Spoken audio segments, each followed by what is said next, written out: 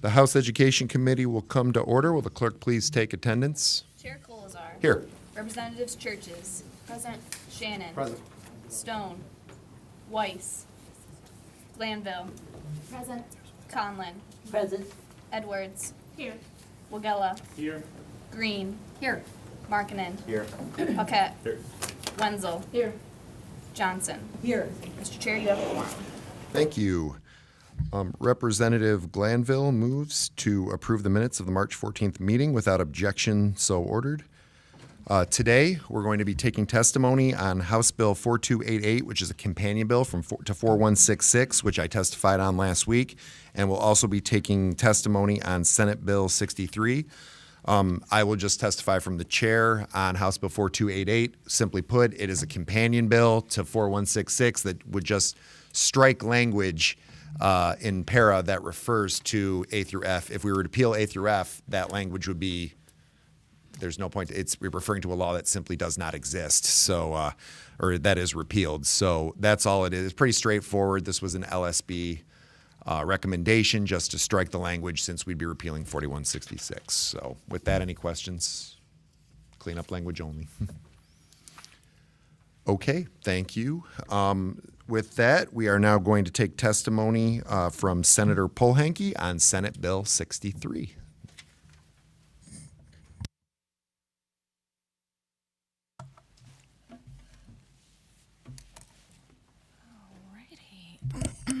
Thank you, Chairman Colazar, and thank you, representatives, for having me here today to testify on my bill, Senate Bill 63. This bill is very simple.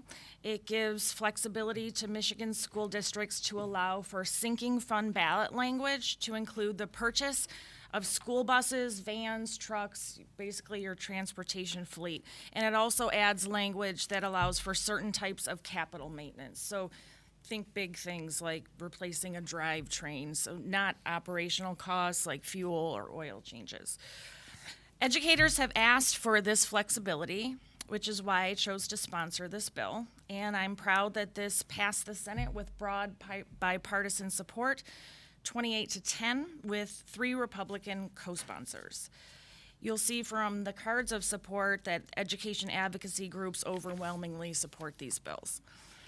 Sinking funds, in case you don't know what those are, it's sort of an unfortunate name, but they are voter-approved measures that currently allow for the purchase of real estate, the construction or repair of school buildings, and most recently added in 2017, school security improvements and the acquisition or upgrading of technology. A sinking fund is a savings account into which a local school district can deposit voter-approved local millage revenue in order to pay cash for projects or repairs as they arise instead of having to borrow. Sinking funds provide districts with a cost-effective alternative to borrowing or bonding for some expenditures because they require none of the associated interest costs or legal fees. Using a sinking fund, a school district has money on hand to pay for projects as they're completed. Since the school district has not borrowed money for the projects, no debt is incurred, and it does not pay interest on the money used. When a school district asks voters to approve or renew their sinking funds, voters within the borders of a school district will be able to decide whether to support the measure for their community. So it's up to the voters. I agree with educators that more flexibility is needed in all districts, in particular districts that are rural, whose buses experience more wear and tear based on longer distances traveled. Buses in these districts can traverse 4 or 5 times the average mileage of a bus in a suburban or an urban district. It's my hope that we can pass this legislation quickly because our school districts who intend to have sinking fund votes could benefit from this change in this year's election. And I would like to thank the Department of Treasury, the Department of Education for assisting us in drafting these bills and supporting the bills. And I'd like to thank you, Chairman Colazar, and the rest of the committee for having me here today. And I'm happy to answer any questions. Any questions from members? Representative Weiss. Thanks, Senator Polhanke. I think this is really important change. Just a quick point of clarification. Would this bill allow districts to use their existing sinking fund millages, or would they have to have like a new millage in order to approve it? Would it apply I to believe existing? it's moving forward. Moving forward. Okay. Thank you. I can get the answer to you on that, but it's my belief that it's moving forward. Thank you. Representative Green. Yes, thank you for presenting today. I really appreciate it. And I understand the need for this, especially coming from a rural community. Do you think, though, because I understand why we need this, but do you think that the state would ever come in a place that we would address the disparity of the rural districts compared to the transportation costs? I know, like, our square mileage and up in the UP, they travel thousands of miles really for busing and hundreds of thousands of miles. And I guess this is a great idea, but at the same time, do you think there would ever be a possibility where we could get funding for this, that it wouldn't necessarily have to come locally? I would hope so, and I would hope we could also get funding for EV buses. By the way, in this bill, all school buses qualify regardless of fuel type. So this sinking funds aren't the only way we can address these transportation costs, but it's something that, I hope our friends on K-12 approps will look at, and I think you make a great point. Okay, thank you. Just about the EV buses, an EV bus can't make a full route in my district, just so you know. Understood. Okay. Other questions? Okay. Thank you, Senator. you. Appreciate it. And we'll now read in cards for Senate Bill 63. Thank you. Wishing to speak supporting the bill, Jennifer Smith from the Michigan Association of School Boards.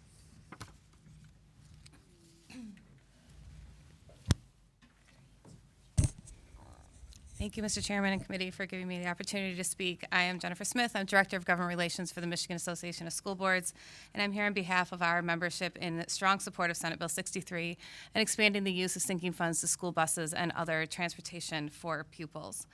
We support this because it would allow districts to use those sinking funds rather than their operating dollars to purchase buses. Over the years, some of the biggest advocates for this change have been from our rural districts that drive 5 to 10 times the distance than that of a smaller suburban or urban district. This requires their buses to be purchased and maintenance more often. And even though we know that our rural districts generally do not have the higher property values that we may see in other parts of the state, this change is still beneficial because it would allow them to use the sinking fund money to replace the money that is taken out of the classroom to then buy those buses. It was mentioned earlier about would this apply to sinking funds that are in current existence, and we have found in the past, no. When we expanded sinking fund uses to technology and security, that was only for the new sinking funds that were passed after the effective date of the act. We would expect the same with this. And also for state support of transportation, we fully support what the representative had mentioned. We need to look at transportation beyond this. This is one step. This is purchasing the vehicles that we need to move our students around the state. But we should look at state support for transportation for those costs on a per pupil basis or maybe a per mile basis, because the costs for transportation are vastly different throughout our state. But I thank you for your time, urge your support of this bill, and would be happy to take any questions. Any questions? Representative Conlon. Thank you, Mr. Chair, and thank you for coming today. This is fabulous, but in my district over the last week when I was reading in schools, they had all these school buses outside, and I said, oh, are you all going to come and visit the Capitol? And they don't have any school bus drivers. I don't know what we do about that, but I want us to all have the school buses, but maybe we have to figure out a way to have, more staff. And that would definitely fall under the funding for transportation. You cannot use sinking funds for people, only for capital. But that's where when we talk about funding for transportation, when we look at transportation specifically, you're right. We have a shortage of school bus drivers, and we need the resources to be able to bring them in. Yeah, any other questions? All right, thank you. Thank you. Okay, other cards we have here. Not wishing to speak, opposing the bill, Alicia Urbane, MAPSA. Not wishing to speak, opposing the bill, Leah Robinson, Michigan Chamber of Commerce.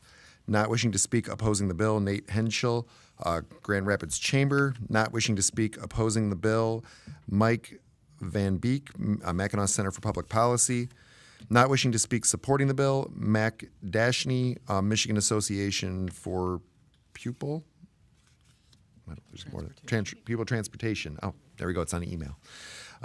Not wishing to speak, supporting the bill, Dirk Wheeldryer, School Equity Caucus. Not wishing to speak, supporting the bill, Dr. David Michelson, Michigan Education Association. Not wishing to speak, supporting the bill, Peter Mormon, Department of Treasury. Not wishing to speak, supporting the bill, Jerry Johnson, Berry Branch, Calhoun, Jackson, Lenawee, and Monroe ISDs. Not wishing to speak, supporting the bill, David Randalls, Oakland Schools. Not wishing to speak, supporting the bill, Chris Glass, Education Advocates of West Michigan. Not wishing to speak, supporting the bill, Matt Schuler, Michigan Association of Superintendents and Administrators. Not wishing to speak, supporting the bill, Bob Kefjan, MASSP. And not wishing to speak, supporting the bill, Deshaun Ashby, Clean Facts Michigan, or Clean Fuels Michigan, sorry.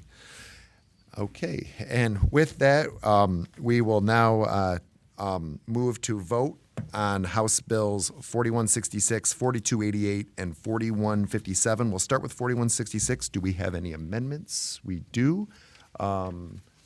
Representative Johnson has an amendment. Would you like to speak to your amendment, Representative? Thank you, Mr. Chair.